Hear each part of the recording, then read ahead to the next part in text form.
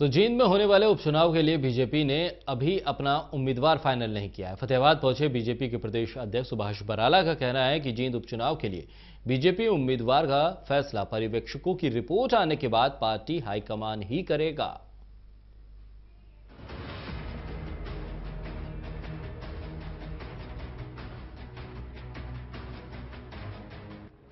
जींद में होने वाले उपचुनाव को लेकर सभी दलों ने अपनी कमर पूरी तरह से कस ली है। इसी कड़ी में बीजेपी भी जींद उपचुनाव को लेकर पूरी तरह से गंभीर है। फतेहाबाद पहुंचे बीजेपी प्रदेश अध्यक्ष सुभाष बराला ने कहा कि जींद उपचुनाव के लिए बीजेपी उम्मीदवार का फैसला पर्यवेक्षकों की रिपोर्ट आने के बाद पार्टी हाईकमान ही करेगा। कृषि मंत्री ओम प्रकाश धनखड़ जी और सुधा यादव पार्टी के राष्ट्रीय सचिव और पूर्व सांसद हैं, ये दो लोग वहां कल बैठक करके आए हैं। सभी जो प्रमुख कार्यकर्ता हैं उनसे बातचीत करके आए हैं जींद के संदर्भ में, और वो अपनी रिपोर्ट देंगे। उसके बाद केंद्रीय हाईकमान से बात करके जींद का उम्मीदवार घोषित किया जाए।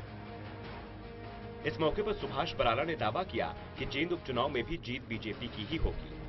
अब इस चुनाव में भी जहां हमारी सरकार मुख्यमंत्री मनोहर लाल जी के नेतृत्व में जो चली और जींद में हमने जो विकास के काम करवाए हैं, निश्चित रूप से ये चुनाव हमारी इस बात के ऊपर मोहर लगाएगा। और मैं कहता हूं कि जैसे हमने 5 निगम के चुनाव जीते हैं, उसी प्रकार से जींद विधानसभा का चुनाव भी भारतीय जनता पार्टी 100% जीतने वाली है। फतेहाबाद पहुंचे सुभाष बराला ने जननायक जनता पार्टी पर जमकर निशाना साधा। सुभाष बराला ने कहा कि जेजेपी को जींद उपचुनाव में जीत के सपने देखना छोड़ देना चाहिए। देखिए, उनके लिए तो फाइनल सेमीफाइनल सब जालिया है। अब वो किसी भी प्रकार के मेरे ख्याल में सपने देखना उनको छोड़ना चाहिए। जो धरातल है उसके आधार पर उनको राजनीति करनी चाहिए। सुभाष बराला आगामी लोकसभा चुनाव की तैयारियों के लिए फतेहाबाद में आयोजित की गई भाजपा कार्यकर्ताओं की संगठनात्मक बैठक में शिरकत करने पहुंचे थे।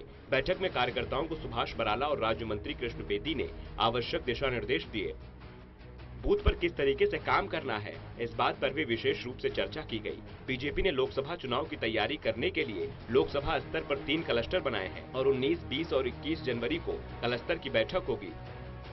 सिरसा क्लस्टर की बैठक में बीजेपी के राष्ट्रीय अध्यक्ष अमित शाह शिरकत करेंगे। रमेश भट्ट।